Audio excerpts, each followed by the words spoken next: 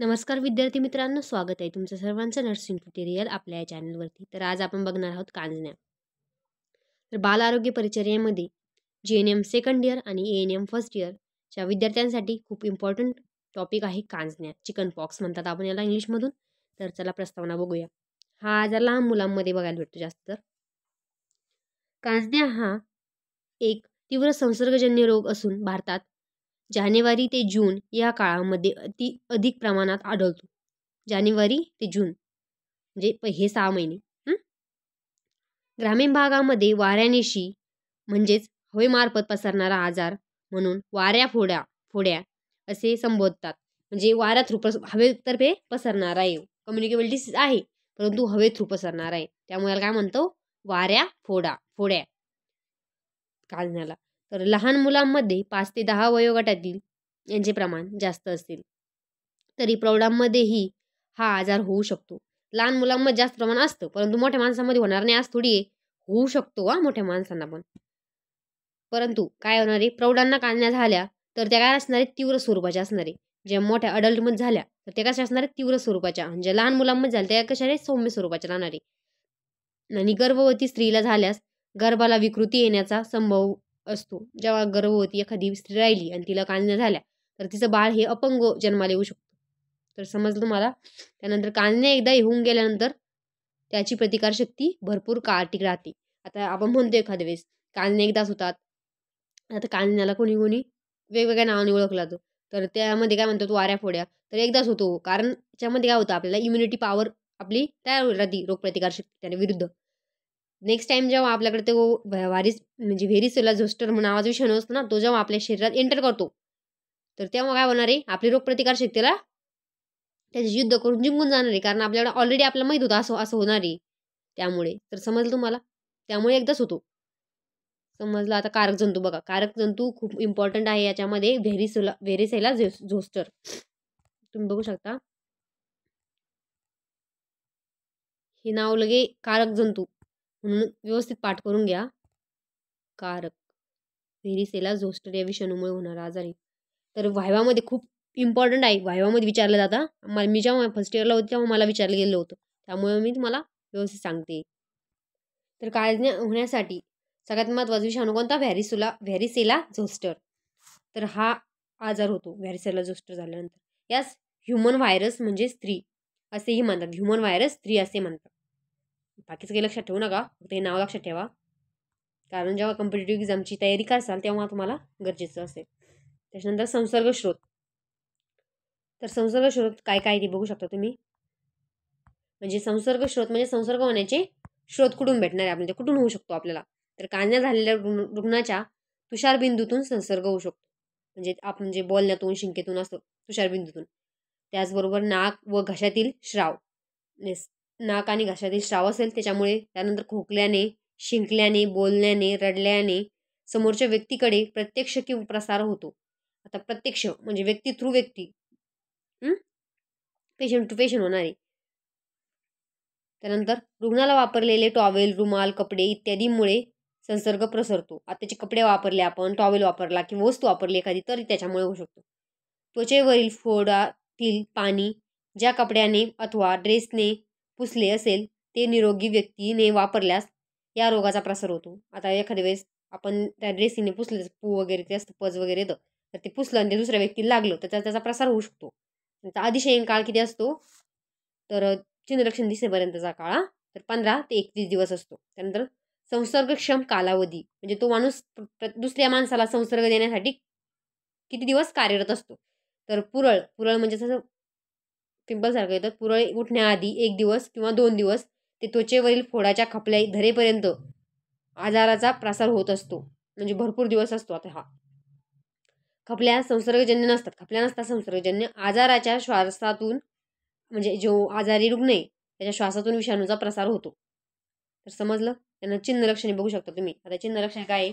भूक मंदावते, थोडासा ताप येतो, थोडी थंडी वाजते. लहान मुलांमध्ये ही अवस्था एखादा दिवस दिसतोय. तरी झालं संशयित. संशयित म्हणजे चिन्हलक्षण 3 प्रकारचे असतात. संशयित, अनुमानित आणि निश्चित. तर संशयित बघितलं तुम्ही. आता अनुमानित बघा. दुसऱ्या दिवशी त्वचेवर पुरळ दिसतात. प्रथम पोटावर, छातीवर, पाठीवर उठतात. मग चेहरा, हातापायावर पुरळ. आता मेन म्हणजे कांजण्या म्हणजे काय असणार आहे, पुरळ येणार आहे, हे तुमच्या लक्षात येईल. आणि त्याच्यामध्ये तुम्ही बाहेर संशयितमध्ये काय बघितलं, भूकमंदावणे, हे त्याच्या संशयितमध्ये तुम्ही भरपूर काही लिहू शकता. परंतु अनुमानितमध्ये थोडं व्यवस्थित लिहायला लागतं. पुरळ येतात आपल्या. पुरळ लक्षात ठेवायचं. पुरळामध्ये पाणी भरल्यासारखं दिसतं. 4 ते 5 दिवसात कोरड्या पडून खाज सुटते, एकदम खाज येते. नंतर त्यावरील काळ्या खपल्या धरतात आणि 4 ते 5 दिवसात खपल्या पडून जातात. आता खात्रीला एक काय काय चिन्ह लक्षात येते बघा. कोणतीही चाचणी नाही. चाचणीने कोणत्याला आपल्या खात्रीला एक चाचणी करावी लागते. परंतु याच्यात कोणती चाचणी नाही. पुरळाचे स्वरूप, पाणी भरलेले फोड, खपल्या सर्व एकाच वेळी आढळतात. काखेमध्ये हमखास पुरळ उठतात. तळव्यावर पुरळ उठत नाही. म्हणजे हाताचे जे तळ हात आहे त्याच्यावरती पुरळ उठणार नाही. म्हणजे समजून जायचं आपला काय आहे, कांजण्या म्हणजे चिकन पॉक्स आहे. आता गुंतागुंत काय होऊ शकते, तर फोडामध्ये पू होण्याची शक्यता असते. जे फोड आहे त्याच्यामध्ये पाणी असतं, परंतु काय खाल्ल्यास काय होऊ शकतं, पू होऊ शकतो. गुंतागुंत कॉम्प्लिकेशन काय होतात बघा. गुंतागुंत फोडामध्ये पू होण्याची शक्यता असते. फोडामध्ये काय होतं, पू होतं. तात्काळ उपचार आवश्यक असतो. म्हणजे उपचार कसा पाहिजे, तात्काळ दिला पाहिजे. त्यानंतर अंघोळ घालणे किंवा ओल्या कपड्याने पुसून काढणे, स्वच्छ ठेवायची आवश्यकता असते. आपल्याला काय करायचं, रुग्णाला एकदम स्वच्छ ठेवायचं, त्याला अंघोळ घालायची, ओल्या कपड्याने पुसून काढायचं, स्वच्छ ठेवायचं. आपलं मेन उद्दिष्ट काय आहे, स्वच्छ ठेवायचं, जेणेकरून त्याच्या फोडामध्ये पू होणार नाही आणि त्याची गुंतागुंत म्हणजे कॉम्प्लिकेशन ते वाढणार नाही. समजलं. आता त्याच्यानंतर प्रतिबंधन उपाय काय करणार आहे आपण बघू. लस उपलब्ध आहे. तर जे चिकन पॉक्स म्हणजेच काय नाही, त्याच्या विरुद्ध एक लस आहे. ती लस आपण देऊन घेतली तरी चालतं, पण ती लस लहान मुलांना देणे उपयोगी नाही. कारण लहानपणी कांजण्यांचा आजार सौम्य असतो. आता लहान मुलांना देणार आपण ही लस नाही चालणार आहे. कारण का, कारण लहानपणी ही सौम्य प्रकारच्या कांजण्या होतात, परंतु मोठेपणी झाल्या तर ती गंभीर असतो. जास्त धोका झाले असलेल्या मोठी मुले, प्रौढ व्यक्ती यांनाच ती देणे योग्य ठरेल. ही लस सध्या महाग आहे. ही लस कशी आहे, एकदम महाग आहे, कॉस्टली आहे. परंतु नाही का, लहान मुलांना द्यायची नाही आहे, फक्त मोठ्या मुलांना. कारण मोठ्या मुलांना जो चिकन बॉक्स होणार आहे किंवा कांजण्या होणार आहे मोठ्या मुलांमध्ये किंवा आपल्यासारख्या अडल्ट व्यक्तीमध्ये, तर तो कशा असणार, एकदम सौम्य असणारे का नाही, गंभीर स्वरूपाचा असणार, म्हणजे धोकादायक पण असू शकतो तो. त्यामुळे आता नंतर गोवर व गालगुंड झालेल्या मुलांप्रमाणेच कांजण्या झालेल्या मुलांना पुरळ जाईपर्यंत फक्त पाहुण्या मुलांपासून दूर ठेवावे. म्हणजे मुलंही शाळेत पाठवायचं नाही असं वगैरे करायचं. रोज भेटणाऱ्या मुलांपासून दूर ठेवण्याचा काही उपयोग नाही. जे रोज असतात, रोज भेटणारी मुलं त्यांच्याशी आपण त्यांचा कॉन्टॅक्ट होणारच आहे कसा कसा, त्यामुळे त्यांच्यापासून काही उपयोग नाही. म्हणजे पाहुणे मुले त्यांच्यापासून दूर ठेवायचे. नंतर औषध उपचार आणि परिचर्या. तर औषध उपचार बघा, विषाणूमुळे होणारा आजार आहे, कोणताही विशिष्ट औषध उपचार नाही. याच्यामुळे काय होणार, कोणता औषध उपचार आहे त्याच्यावर नाही. फक्त काय करायचं आहे, तापेच्या वेळी पॅरासिटामॉल द्यायची आणि ॲस्पिरिन हे औषध कटाक्षाने टाळावे. ॲस्पिरिन लहान मुलांना द्यायचं नाही आहे, कारण का ते नंतर बघू आपण, पण याच्यामध्ये ॲस्पिरिन अवॉइड करायची. लहान मुलांना कधीच ॲस्पिरिन गोळी द्यायची नाही आहे. तापेची फक्त पॅरासिटामॉल द्यायची आहे. खूप खाज असल्यास CPM म्हणजेच आपली सिट्रिझिन द्यायची. रोज गरम पाण्याने अंग पुसून घ्यावे, त्याची स्वच्छता ठेवायची ना आपल्याला. पुरळामध्ये पू झाल्यास कोट्रीम औषध लावावे. जे कोट्रीमचं औषध असतं ते लावा. GV औषध लावायचं, औषध अथवा केलामीन औषध पुरळावर लावावे. हे जे औषध सांगितले ते औषध लावायचे. गोवर कांजण्या झालेल्या बाळाला तीव्र उजेड सहन होत नाही, म्हणजे त्याला प्रकाश असणार, तीव्र प्रकाश सहन होणार आहे का नाही, त्यामुळे त्याला काय करायचं आहे, अंधाऱ्या खोलीत किंवा थोडं प्रकाश कमी येणार आहे अशा खोलीत ठेवायचे. आता आरोग्य शिक्षण. तर आरोग्य शिक्षणामध्ये बघा, गोवराप्रमाणेच सर्व आरोग्य शिक्षण द्यावे. आता गोवरला काय काय शिक्षण द्यायचे ते आपण नंतर, गोवरचा पण व्हिडिओ मी अपलोड करणार आहे. रुग्णास भरपूर पातळ पदार्थ द्यावेत. तोंडाची स्वच्छता ठेवावी, त्याची तोंडाची स्वच्छता ठेवायची आहे. सर्व बिछाना उन्हात वाळवायचा आहे दररोजच्या दररोज, जेणेकरून त्याचं इन्फेक्शन अजून वाढणार नाही. नक्की कापून स्वच्छ ठेवावी. पुरळ असताना स्वच्छ अंघोळ घालावी. जेव्हा पुरळ आली तेव्हा तुम्ही मस्त अंघोळ घालू नको, तसं करायचं का नाही, अंघोळ घालायची आपल्याला त्याला.